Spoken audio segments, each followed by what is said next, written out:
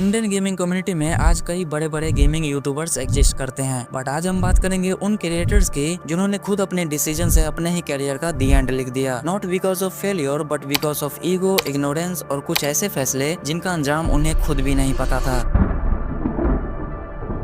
एक दौर था जब गरीब का नाम कैरी मिनाटी के वीडियोस में रेगुलरली सुनाई देता था। एक ऐसा क्रिएटर जो रोस्टिंग और गेमिंग दोनों में मास्टर था, फनी था, रिलेटेबल था और कंटेंट में एक अलग रॉ टच होता था। लेकिन फिर एक वीडियो ने सब कुछ बदल दिया। गरीब ने मलाइका नाम की एक फीमेल यूट्यूबर पर रोस्ट किया, लेकिन उस रोस्ट में थी हद से ज्यादा गालियां और पर्सनल अटैक। वो लड़की पहले से ही मेंटल हेल्थ इश्यू से जूझ रही थी और इस रोस्ट ने उसे तोड़ दिया। लोगों ने बैकलैश शुरू कर दिया और गरीब के लिए वही बैकलैश बना बर्नआउट का रीजन। आज ना तो वो रोस्ट करता है ना गेम में स्ट्रीम करता है, बस एक नाम बन के रह गया है जो कभी रूल किया करता था।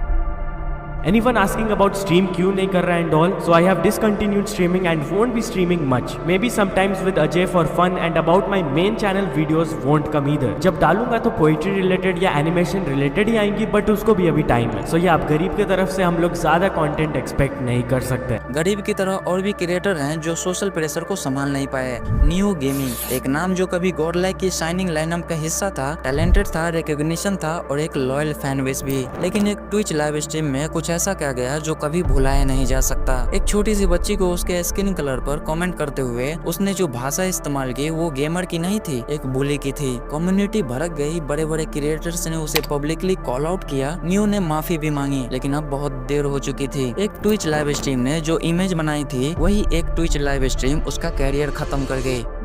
लेकिन जो आग नियो के लिए पब्लिक ने लगाई वो आग अगले स्ट्रीमर ने खुद अपने लिए जलाई। बीजीएमआई का rising star enigma saggy, respected, focused और स्किल्ड। लेकिन एक लाइव स्ट्रीम के दौरान जब उसने गेम मिनिमाइज किया, लोगों ने देखा 2 बीजीएमआई एप्स बैकग्राउंड में चल रहे थे। सच सामने था, वो हैक यूज कर रहा था, वॉल हैक, ईएसपी और रेंज हैक। स्कॉट जोनाथन डायनामो जैसे लेजेंड ने उसे पब्लिकली रोस्ट किया। उसकी क्रेडिबिलिटी टूट गई और एक प्रोमिसिंग बीजीएमआई फ्यूचर सिर्फ एक स्कैंडल बनकर रह गया। ये कैसा हैकर है भाई? जितना टाइम हैक करने में लगा दिया उतना खेलने में लगा देता तो शायद जीत ही जाता। बट इंडिया का गेमिंग सीन सिर्फ यूट्यूब तक लिमिटेड नहीं था। ग्लोबल स्टेज पर भी एक नाम इंडिया की इज्जत का दुश्मन बन गया। 2018 का extreme land CSGO tournament, India finally global gaming stage पर रिस्पेक्ट अर्न कर रहा था। लेकिन तभी आया निखिल 4 सेकंड कुमावत। टूर्नामेंट के बीच उसने चीट किया ओपनली। उसके सिस्टम में मिली एक फाइल bot.exe जो असल में था एक एमबॉट हैक। इंडिया की पूरी टीम को डिस्क्वालीफाई कर दिया गया। ऑप्टिक गेमिंग ने 4 सेकंड को फौरन ड्रॉप कर दिया और 4 सेकंड ने सिर्फ अपना ही नहीं, इंडिया की ग्लोबल इमेज को भी मिट्टी में मिला दिया।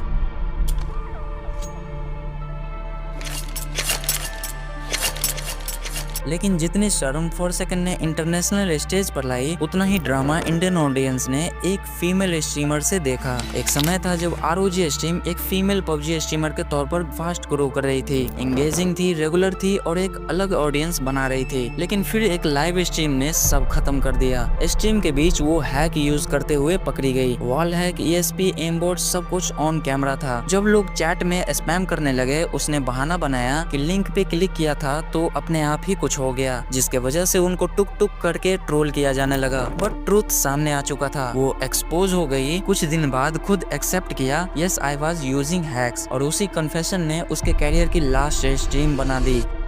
ROG स्ट्रीम की तरह एक और नाम था जिसने गलतियां नहीं की, लेकिन फ्रेंडशिप ने उसकी स्ट्रीम बंद कर दी। रॉन और मयूर, 2 दोस्त एक ड्रीम। रॉन गेमिंग चैनल शुरू किया और फैसला किया रेवेन्यू 50-50% शेयर करेंगे, कंटेंट टुगेदर बनाएंगे। शुरुआत जबरदस्त थी, लेकिन फिर हुआ कॉन्फ्लिक्ट, मिसअंडरस्टैंडिंग, ईगो क्लैशेस और बाद में एक मैसी पब्लिक। चैनल का ग्रोथ वहीं फ्रीज हो गया। ऑडियंस कंफ्यूज थी, क्रिएटर डिवाइडेड थे और रॉन गेमिंग का नाम धीरे धीरे यूट्यूब एल्गोरिदम से गायब होने लगा। एक परफेक्ट एग्जाम्पल, कोलैबोरेशन बिना ट्रस्ट के सिर्फ डिस्ट्रक्शन लाता है। तो ये थे वो क्रिएटर जिन्होंने खुद अपने डिसीजन, कंट्रोवर्सी और ईगो से अपने ही हाथों से अपना कैरियर बर्बाद कर लिया। लेकिन ये सिर्फ गेमर्स की कहानी नहीं है, कुछ रोस्टर भी थे जिन्होंने अपना कैरियर खुद ही खत्म कर लिया। और उनकी कहानी जानने के लिए इस वीडियो पर क्लिक करके देख सकते हो। मैं आपसे उसी वीडियो में मिलूंगा, तब तक के लिए बाय बाय।